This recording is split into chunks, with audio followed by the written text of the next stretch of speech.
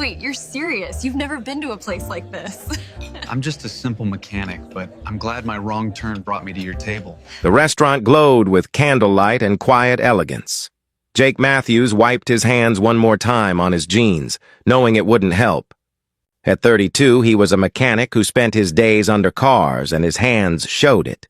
Calloused, scarred, permanently marked by engine grease no amount of scrubbing could fully remove. He shouldn't be here. This restaurant was the kind with cloth napkins and wine lists thicker than phone books.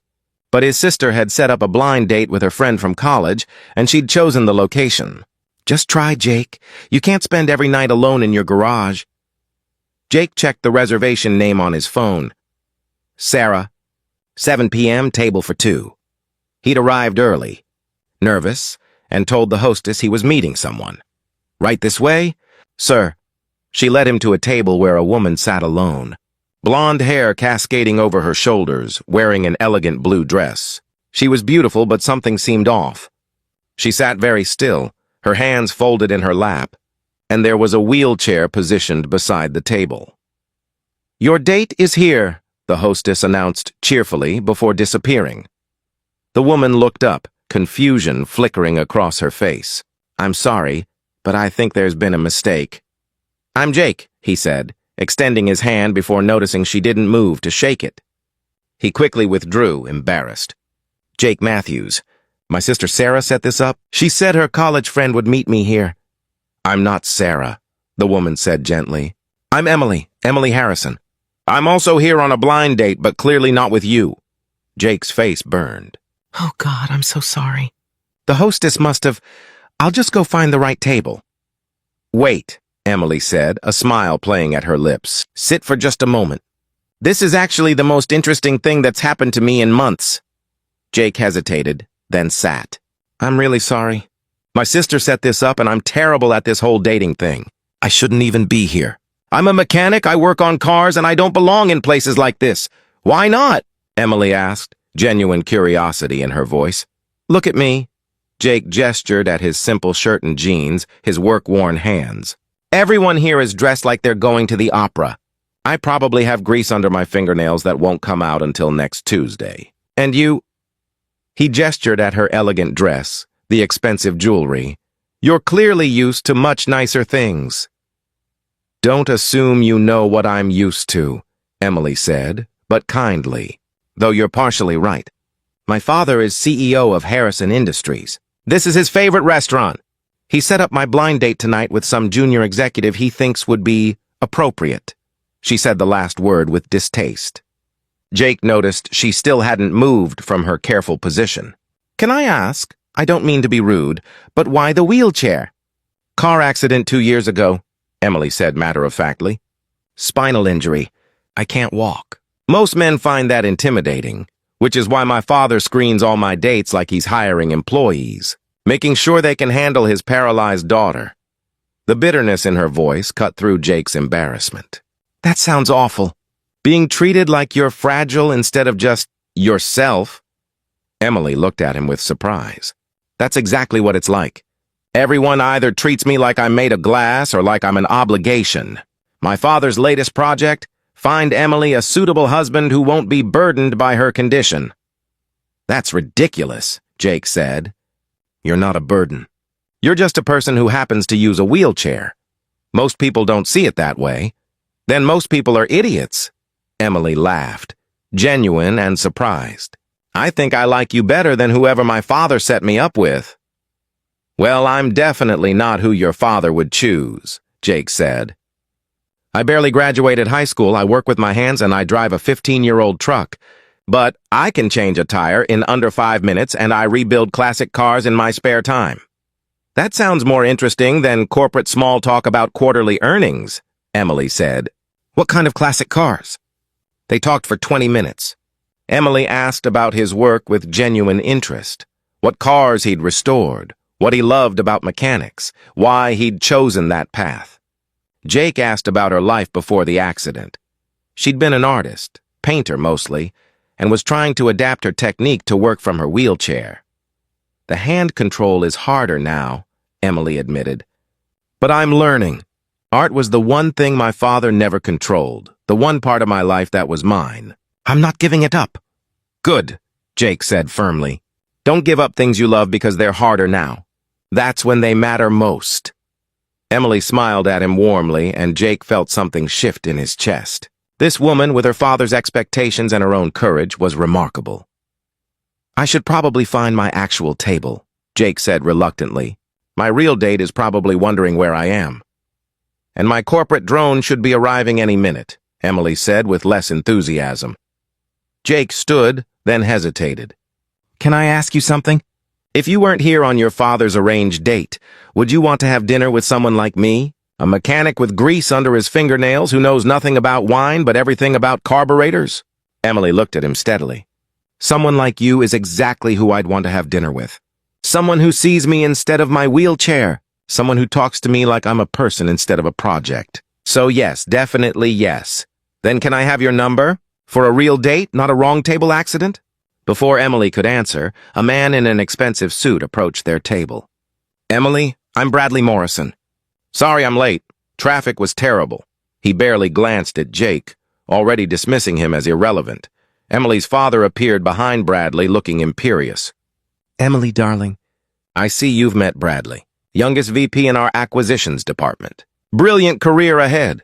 Richard Harrison's eyes landed on Jake with clear disapproval. And who is this? This is Jake, Emily said, her voice carrying an edge. He's a mechanic. We were just having a fascinating conversation about art and passion and doing what you love regardless of obstacles. How nice, Richard said dismissively. Jake, was it? I'm sure you need to get back to your table now. Bradley is here for Emily. Jake looked at Emily, who gave him a small, sad smile. He started to leave, but something in her expression stopped him. He thought about what she'd said about being controlled, about expectations, about giving up what you love because it's harder. He turned back to Richard Harrison. With respect, sir, I think Emily should decide who she wants to have dinner with. Richard's face darkened. Excuse me? Dad, Emily said, and there was steel in her voice now. Jake is right. I'm 28 years old. I've had my spine crushed, spent months in physical therapy, adapted to a completely new way of living. I'm not a child and I'm not your employee. I make my own decisions. She looked at Bradley, who seemed uncomfortable. I'm sorry, Bradley. I'm sure you're very nice, but I'd like to have dinner with Jake instead. Emily! Her father snapped. This is completely inappropriate. This man is a mechanic. He's not suitable. He's more suitable than any man you've paraded in front of me, Emily interrupted, because he looked at my face when he talked to me, not at my wheelchair. He asked about my art, my interests, what I care about, not about whether I'd be a proper accessory for business dinners. She looked at Jake. If the offer still stands, I'd love to have dinner with you, here or anywhere else, preferably somewhere less stuffy where we can actually talk. Jake's heart soared. There's a diner near my shop.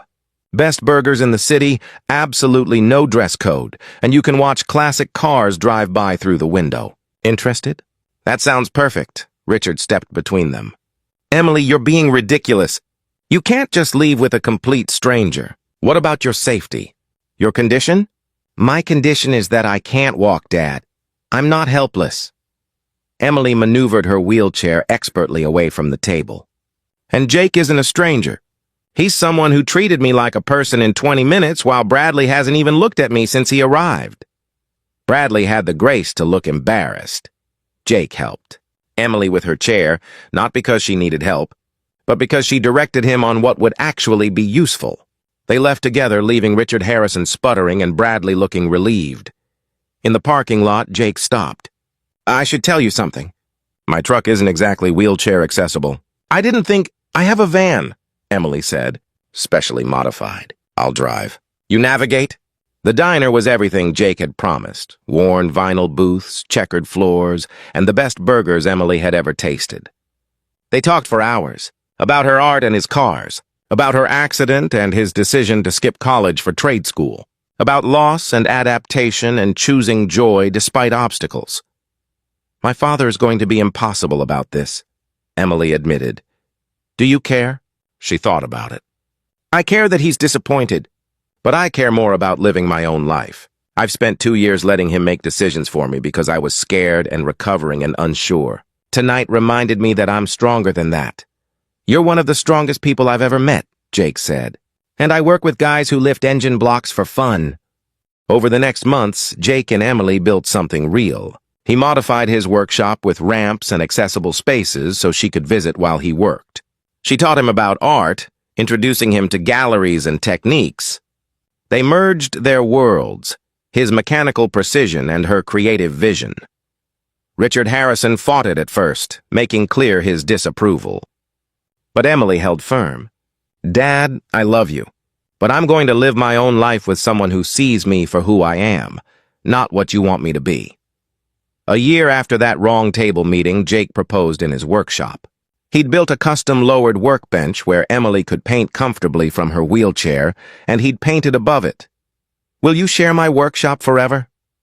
Yes, Emily said, crying and laughing, but only if you share my studio. They married in a simple ceremony at the diner where they'd had their first real date. Richard Harrison attended, having slowly come to respect the man who loved his daughter without conditions or expectations. At the reception, Emily's father approached Jake. I owe you an apology. When I met you, I saw only what you weren't. Not wealthy, not corporate, not what I'd planned for Emily. I didn't see what you were. Kind, genuine, someone who saw my daughter as a whole person. You've given her back the confidence I'd been unknowingly taking away. She never lost it, Jake said. She just needed someone to believe she could live on her own terms. Years later, Jake and Emily ran a unique business together. Restoration of classic cars with custom accessibility modifications. Emily designed them, bringing artistic vision to functional adaptation. Jake built them, bringing mechanical expertise to creative dreams. Do you ever think about that night? Emily asked, watching Jake work on a 1967 Mustang adapted for hand controls. The night I sat at the wrong table? All the time. Best mistake you ever made? Best thing that ever happened to me, Jake corrected. Though it wasn't a mistake. It was fate putting me exactly where I needed to be. Because sometimes the wrong table is actually the right one. Sometimes the best connections happen when plans go sideways. And sometimes, a mechanic with grease under his fingernails is exactly the right person for a CEO's daughter. Not despite their differences, but because of the way those differences complement each other, building something stronger than either could create alone. If this story touched your heart, please like, share, and subscribe for more tales about unexpected love and seeing people for who they truly are. Comment about a time when a mistake led to something wonderful. The best chapters often begin with wrong turns.